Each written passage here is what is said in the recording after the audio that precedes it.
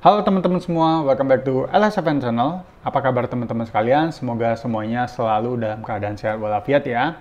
Di video kali ini saya hanya mau buat quick announcement saja terkait dengan rekomendasi dari saya, khususnya yang menyangkut dengan sisi hardware ya soal switch mode. Jadi misalnya rekomendasi tempat pembelian, info jasa pemasangan, ya terus mungkin kalau servis-servis ya dan sebagainya gitu. Jadi yang sisi hardware ya gitu. Nah, untuk teman-teman yang mungkin belum paham atau mungkin baru nonton, saya jelasin sedikit background konteksnya. Awal mula saya bikin video-video tutorial dan channel LS7 ini kan lebih banyak dan fokusnya menyinggung soal sisi software ya. Jadi saya mau kasih tips and trick gitu ya, terus navigasi homebrew misalnya, cara update dan sebagainya. Jadi saya mau video saya ini membantu teman-teman sekalian soal hal teknis ini. Jadi dengan segala cara gimana caranya kita bisa minimalisir effort kita ke yang teknis-teknis ini dan kita fokus ke main gamenya gitu. Itu tujuan utama saya. Tapi ya di perjalanannya pastilah ya tidak bisa dihindari. Saya selalu setiap hari itu terima pertanyaan. Oh enggak, Om, Kak, Bang, kalau misalnya mau beli switch mode di mana ya? Gitu. Info please, jasa pemasangan atau misalnya Kak punya saya ininya rusak. Harus dibawa kemana gitu. Kalau enggak nanti kan toko XYZ bagus nggak?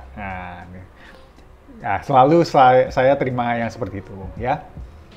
Di masa yang lalu atau awal-awal dulu biasanya kan kalau ada pertanyaan seperti ini saya jawab sesuai dengan pengalaman pribadi saya. Misalnya kayak, Om beli di mana kalau mesin switchnya? Ya saya jawab kalau saya belinya di toko A, toko B, toko C misalnya ya, saya beli di sini tidak bermasalah dan segala macam. Itu apalagi misalnya sudah toko lama nih, sudah toko besar, terkenal, reputasinya udah Tokcer punya lah, udah lama itu tokonya misalnya dari tahun nggak tahu dari zaman nenek moyang dulu lah misalnya gitu ya.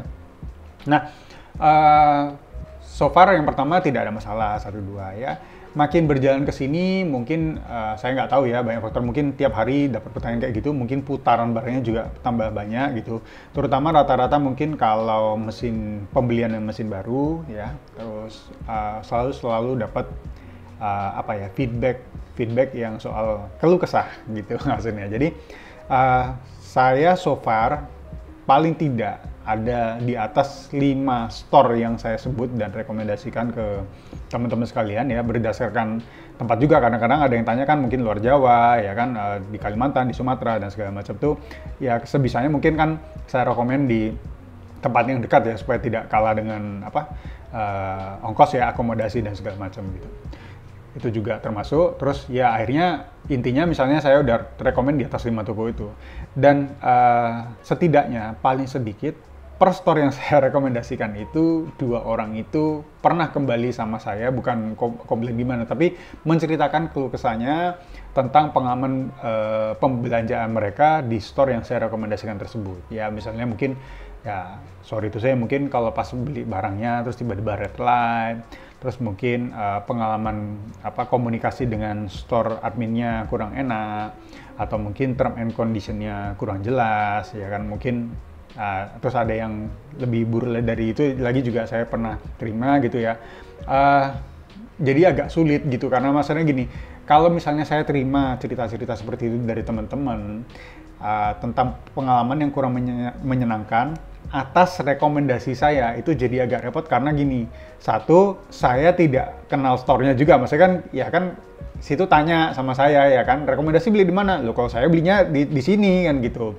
Nah tapi kita nggak kenal sama tokonya gitu maksudnya. Jadi kalau misalnya ada kayak gini, karena rekomend dari saya, terus yang bermasalah bukan saya, ini kan agak repot. Mau membantu itu susah, kenal juga enggak, mesin bukan punya kita. Terus misalnya ditanya, udah kita mau komplain ini, misalnya kita mau bantu komplain, mungkin nomor bondnya gimana, ini udah lewat berapa bulan dan segala macam. Ini udah jadinya itu malah kompleks dan lebih rumit dari yang seharusnya gitu menurut saya. Nah, jadi ini kita belum ngomong lagi yang info jasa pasang dan servis ya, itu ada lagi ceritanya. Jadi intinya seperti ini, itu saya putuskan aja mungkin lebih baik saya kembalikan ke teman-teman aja. Jadi per sekarang ya, saya kalau sudah dari lama sebenarnya sih, jadi tapi kan saya tidak announce gitu ya. Jadi kalau misalnya teman-teman ada tanya sama saya rekomendasi dan segala macamnya, saya cuma bisa balas sekedarnya saja. Maksudnya ya teman-teman kalau misalnya mau tanya seperti itu sama saya, ya tolong dicek lagi aja reputasi dan kredibilitasnya dari toko-toko yang teman-teman incar. Maksudnya kan gini, sekarang kan kalau mau cari info seperti itu mudah ya, misalnya kalau teman-teman mau belinya via e-commerce aja ya, terus disortir via lokasi misalnya, terus kan disortir via rating ya, terus via feedback ya kan, itu kan bisa ketahuan nanti kira-kira seperti apa. Mungkin kalau masuk ke forum-forum ya kan biasanya kan ada rekomendasi juga, tapi kalau dari saya sudah tidak memberikan rekomendasi semacam itu lagi ya. Jadi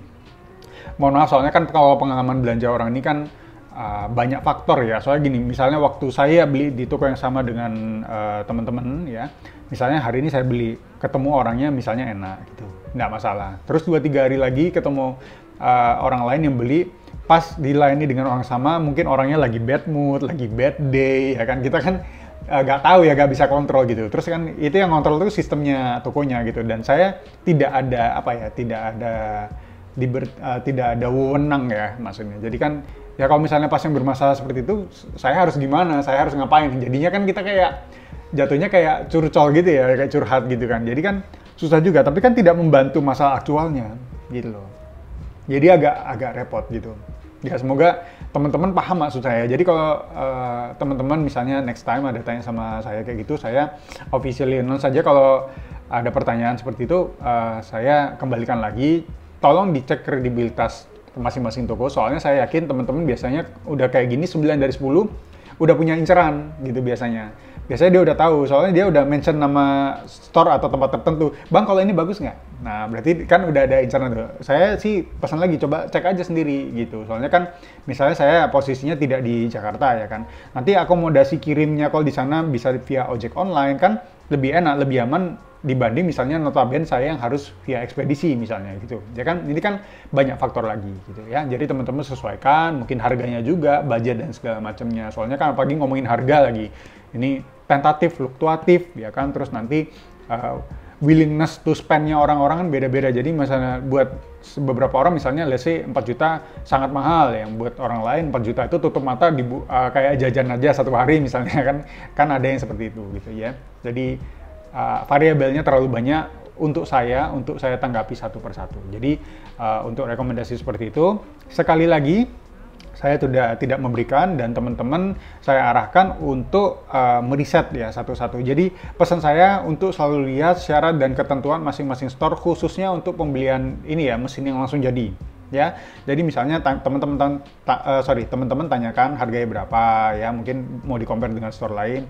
Terus misalnya kalau ada apa-apa bisa dibawa ke sana atau tidak, mungkin ditanyakan juga biayanya berapa. Kalau misalnya teman-teman butuh concern garansi ya, garansi berapa lama, terus seperti apa, kan masing-masing beda. Toko A nggak bisa disamain toko B, terus kita nggak bisa bawa takaran toko A ke toko B, lo di toko sana bisa kok ya, kalau toko sana bisa ya kamu ke situ aja. Pasti kan dikembalikan seperti itu gitu.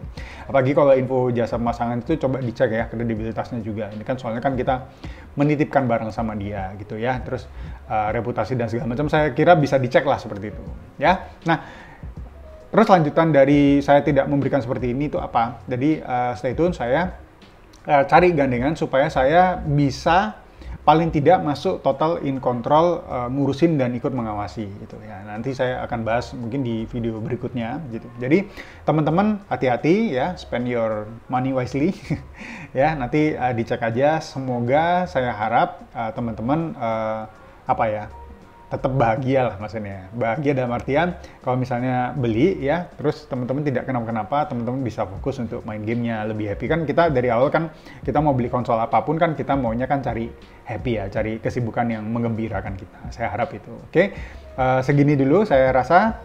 Terima kasih atas perhatiannya. Mohon maaf kalau ada segala kekurangan selama ini saya buat. Oke, I'll see you on the next video. Ciao.